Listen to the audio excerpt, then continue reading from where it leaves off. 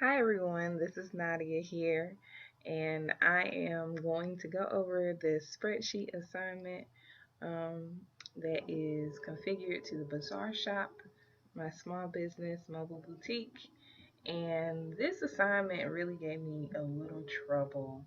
I was glad to learn this information because I know that a business plan really is revolved around this, but it definitely gave me a little bit um, of some challenges here. But I think I worked out most of the kinks just on my own. This is before we actually go to a professional to look over it. So I'm sure there's going to be some other things, some other kinks, and some other problems with it. But for right now, it looks okay. So I'm just going to review what I have done. First, um, we see the initial cash balance. I put it for $20,000. Mobile boutiques aren't really very that expensive to start, and I was saying that if I got 10,000 from the bank and 10,000 of my own investment, it would equal out to $20,000, which would be all capital at the end of the day. So um, down here, um, product sales about $14,000. For a lot of people, this isn't going to really look like a lot. But this business, I want to make it realistic to um, a startup and kind of do numbers that I felt comfortable with just in case the business doesn't thrive like I expect it to thrive.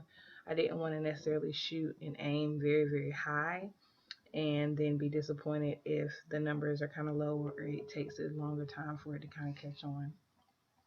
So my numbers are a little bit lower. Also, this is a seasonal business, also a weekend business. So it's not going to be one that is done necessarily every single day of the week.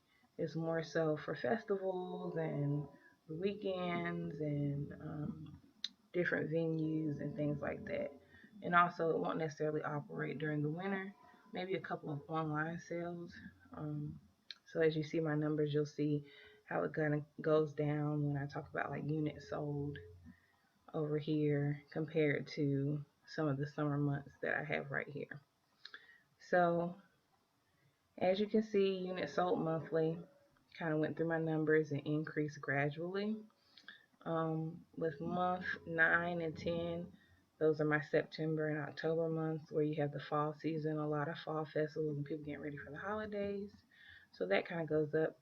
In the winter months, like November and December, it's winter time, so I won't be outside with the bus, but possibly doing some internet sales, and so it may go down a little bit because that's not my main um, business. Then throughout the month 13 through 24, it pretty much just mimics um, the same thing as the year before, except for in March, it starts out a little bit sooner instead of the 0 units sold for the first 3 months like the previous year. Product pricing. So, because it's a thrift store, it's going to be a little bit cheaper than most units are probably priced. It's not like technology or anything. It's housewares, it's clothing, um, different furnitures and things. But the majority of it is like small items, impulsive buys. So $8 is kind of where I start off, and then I move up gradually to each purchase or how much each thing might be. It could be a dress, it could be a piece of jewelry, it could be a unique type of plate or houseware. And then as I go up, increasing the pricing just a little bit. The direct cost, um, price or cost of materials, I would say about $3. The materials are basically just what I purchase and how much I purchase items for. So about $3 a piece. And then I just did it based the cost of labor based on um, the units that are purchased. All right. And these are the number of units I purchase monthly. So in the beginning, I'm starting to build up inventory because it's on a bus. I don't need a whole lot of inventory. It's just a little daycare bus or a short bus. So it doesn't hold a whole lot. So building up that inventory, then replenishing that inventory, meaning the things that I collect over the month, they all add up. Of course, during the winter months, I don't want to collect a whole lot of things because seasons change and trends change. So I want to make sure that, unless it's some things that are really, really just vintage or they don't really go out of style, I don't want to just stock up on stuff that I'll end up having to kind of get rid of cheap anyway. And then you have the year two mimicking the same thing.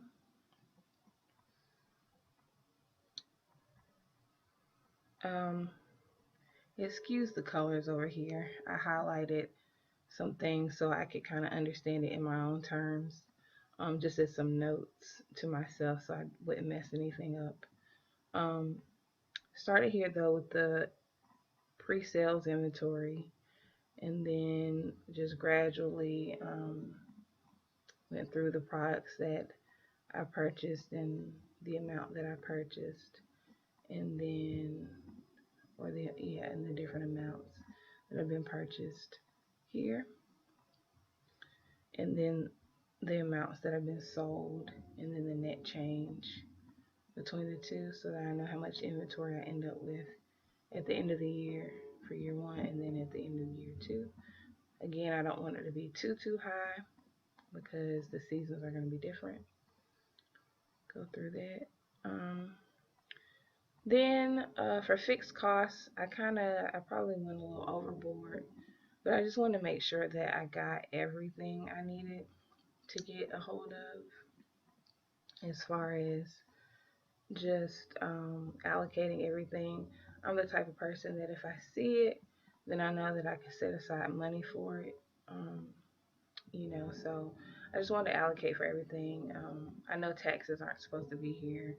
I just kind of allocated money, like realistically, just putting money aside, just in case, something goes not according to plan, I end up owing more. I know this isn't probably the best way to do it. When I go to the professional, I'm sure they will let me know that this is not a go or that it's okay. It's just kind of a guesstimate. On my other ones, I do have the taxes at zero. So it kind of plays out how it's supposed to play out, but I'll probably end up erasing those for the final. Down here, I have my equipment costs. This is mainly for the bus. The main source of equipment. It's not a lot of equipment that goes into it. Of course, there's a couple other things, but for the most part, cost of equipment $3,200. Depreciation, I calculated it so that would be depreciating at $55.50 a month. So that's what you can see here, and this is just calculating the $55 being subtracted. This is the depreciation. It's rounded up because it's 55.55. And then it just goes through all the way to 36 months because of the 3 years straight depreciation. All right, and sources and uses tab. Um, I just followed the instructions as far as the initial cash balance, the things that I'm going to owe, materials and labor, total direct costs, cash from operations, all my fixed costs, and then it goes down here to the ending cash balance. This is for year two, so then it shows my cash balance here. Then you have 13 through 24. Same thing, and then it shows my balance here. I ended up having a problem with being in the red. What I realized is that what I was bringing in as far as sales was not covering my fixed costs, and I think that's what I was having an issue with. So now my income statement is a little bit more realistic, and I had to kind of bump up my inventory a little bit and bump up my units sold and not be so meager with that information. Income statement. This is the one that gave me the trouble here, and it just goes through the same thing. As far as the labor costs, everything is calculated, materials, And then it just goes through my fixed costs once again, cost of equipment, and then my net operating income, pre-tax earnings, net taxable income for year one. You have year two. Year one, I was in the red. Year two, it's in the red still a little bit, but then it comes out in the black. And so at the end of year two, that's all I really care about. The rest of the stuff is kind of like it'll just work its way out because, of course, it's a seasonal business and there'll be some low months just because it's got like some hills and valleys through everything. And then here is the balance sheet for year one and the balance sheet for year two. And I just followed those instructions there. And then it came out again in the black. Not really any retained earnings. Most of this is still based off of the capital that was given, the $20,000, which is fine because it is a startup and I'm not quite sure when I'll start to really break even and really kind of just support my own. So that is the end of my assumptions before the professional reviews it. Thank you so much for watching and have a great day.